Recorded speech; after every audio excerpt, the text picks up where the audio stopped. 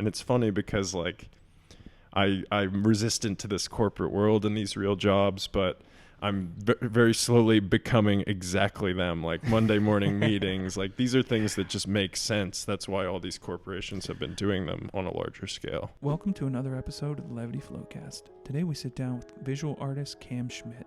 So sit back, relax, and let's Floatcast. For you, how does engineering influence your art? Or does it at all? Yeah, I think for me, it's just it gave me confidence. Like I learned, the most basic surface level of like C++ and JavaScript in this one class. And all that did for me was like demystify coding. And I'm like, oh, this is something that like I'll probably never do. But when I do it, it's not going to be like,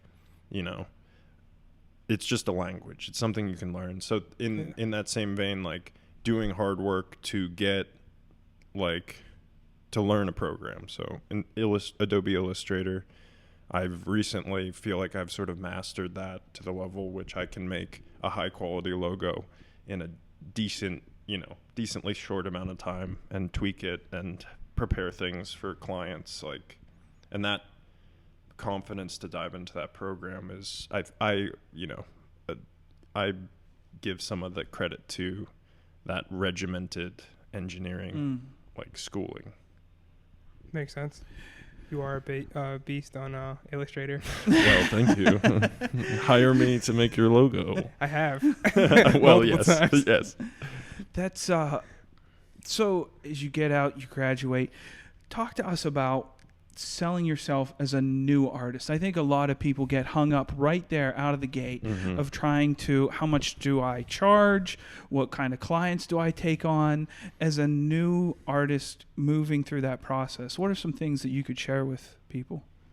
Yeah, so certainly like at the beginning, there's like a floundering that happens that it's literally, I mean, it's hard to look back without like time dilation being like, oh, it was a week ago that this happened. Like I still find myself, remembering and falling into patterns of like disorganization. But for me, it's pretty ipso facto. Like I force myself to do things to make it a business because, like I said, the painting, the illustration, the actual animation when I'm doing that, like that part's fun.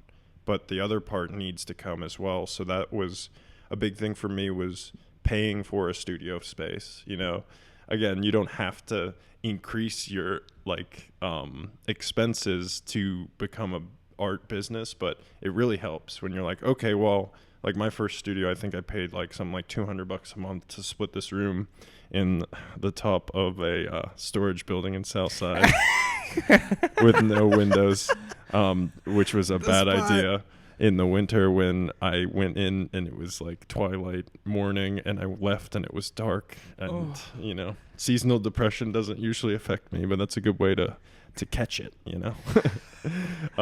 But again, great memories there because it was such a nose to the grindstone, and then back then I'm not making any money and I'm just thinking about these ideas that are just starting to pop off for me now, which is the passive income, the commission list, the collectors, the dealing with emails and dealing with emails seems like a heady thing, but it's if you get an email at 8 p.m. on a Friday, you say I'm not going to answer that till Monday, I get it, but also you might lose a sale or a job. Yeah. So yeah, that's one of the tough things as an entrepreneur. You're always on.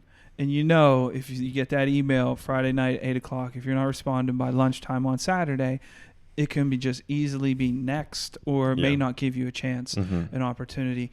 I heard you share something that was worded very well that I hear from a lot of artists and fall into patterns of disorganization. How do you right that ship? I saw some YouTube video. There's this great YouTube channel I just started watching called Slew P. He's an artist in Brooklyn, and he talks about first order retrievability, which is if you're an artist or a worker or anything and you have your main tools that you're going to need throughout your day, they should be visible and usually within arm's reach. So for me, that's really good because I have a little bit of undiagnosed ADHD or whatever it is. And so if I go to look for something, I could easily just end up sitting down, doom scrolling on my phone.